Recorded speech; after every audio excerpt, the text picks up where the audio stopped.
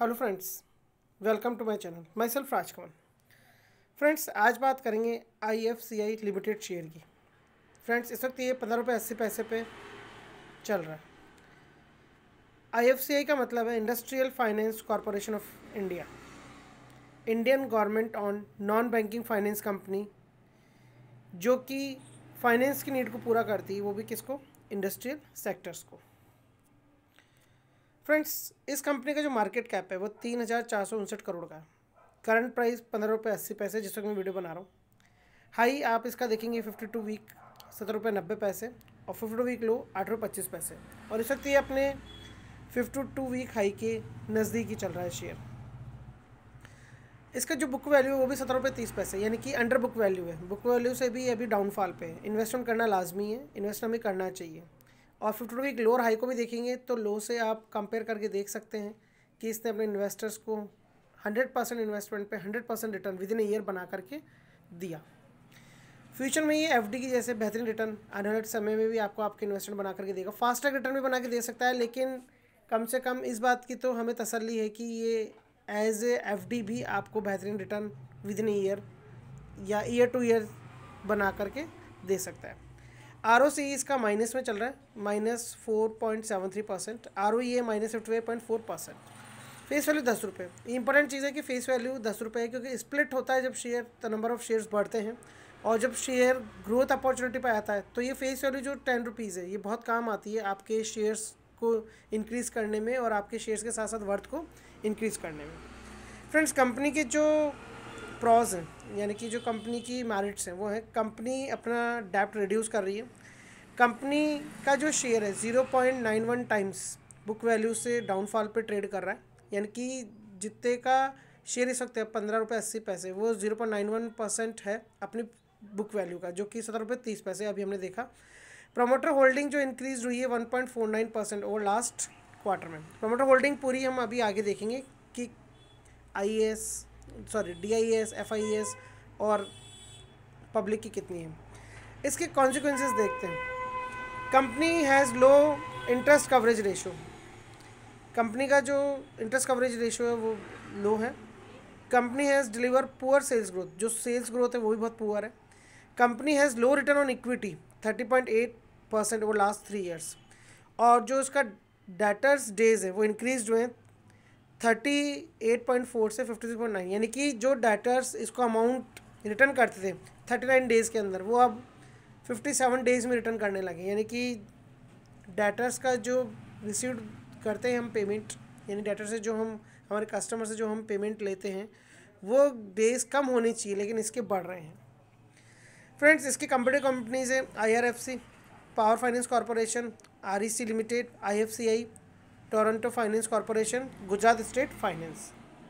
ये खुद 4th number पे IFCI।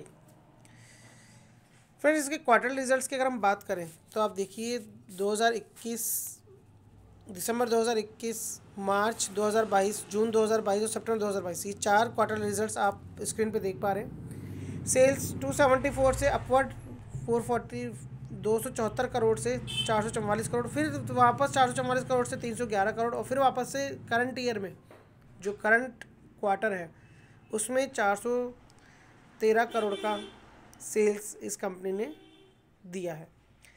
फ्रेंड्स, आप इसके प्रॉफिट्स की बात करेंगे, नीचे देखिए, नीचे नेट प्रॉफिट्स। अगर आप दिसंबर क्वार्टर की बात करते हैं तो -685 करोड़, यानी 685 करोड़ का नेट लॉस।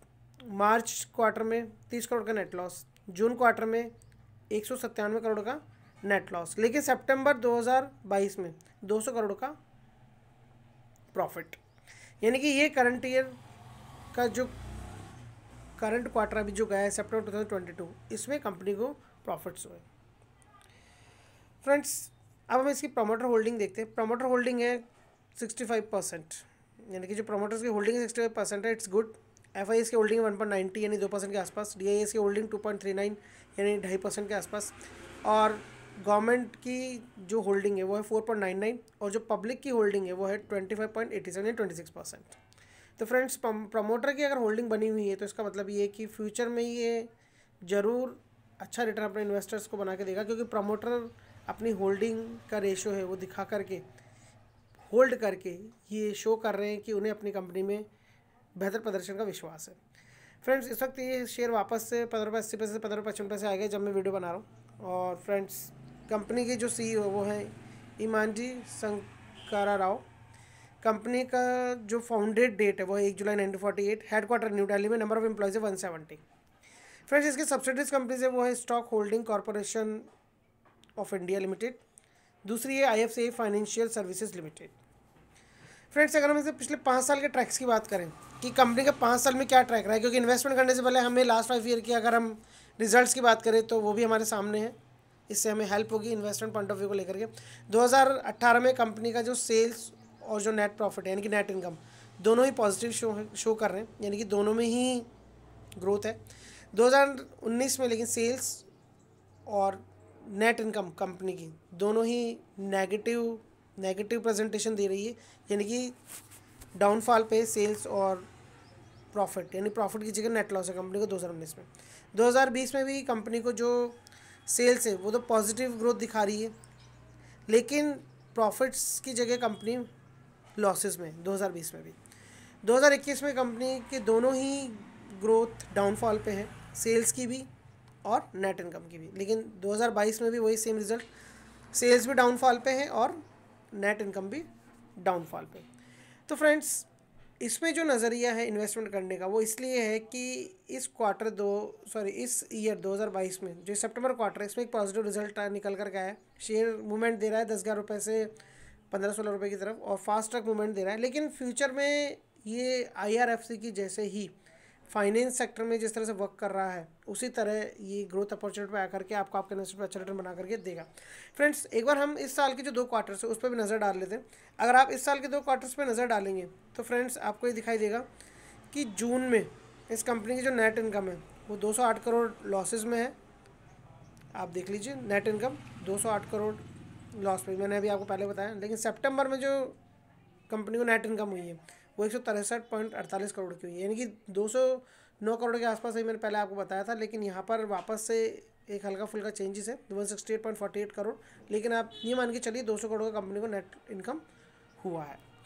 तो फ्रेंड्स, ये डिटेल वीडियो मैंने आपको आपके इन्वेस्टमेंट पॉइंट ऑफ व्यू के लिए बना करके दिया है। आई होप आपको ये डिटेल्स पसंद आई होगी, समझ में आ रही होगी इन्वेस्टमेंट करने से पहले।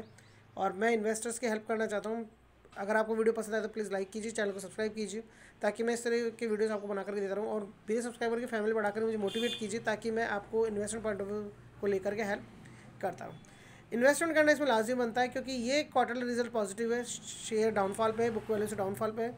इन्वेस्टमेंट करने का पॉइंट ऑफ व्यू है, लेकिन लॉन्ग टर्म का नज़रिया रखें फ्रेंड्स। शॉर्ट टर्म में भी आपको रिटर्न अच्छा मिलता है तो इट्स गुड, लेकिन लॉन्ग टर्म का नज़रिया रख के ही आप इसमें इन्वेस्टमेंट करने का अपना मन बनाएं। और अगर डाउनफॉल चला जाए तो एवरेज और करना भी पड़ सकता है। लेकिन मुझे ऐसा लग रहा है कि आने वाला क्वार्टर वापस से पॉजिटिव रिजल्ट देगा और हो सकता है कि शेयर अपर ट्रैक मूवमेंट बनाने में सक्सेस हो जाए। और 2025 के टारगेट इसके शॉर्ट टर्म में रहेंगे, लेकिन मैं 20 के टारगेट से अभी शॉर्ट टर्म में लेकर के चलता हूँ।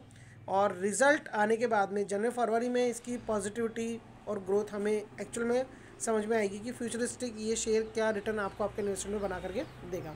तो friends, thanks for watching, have a nice time.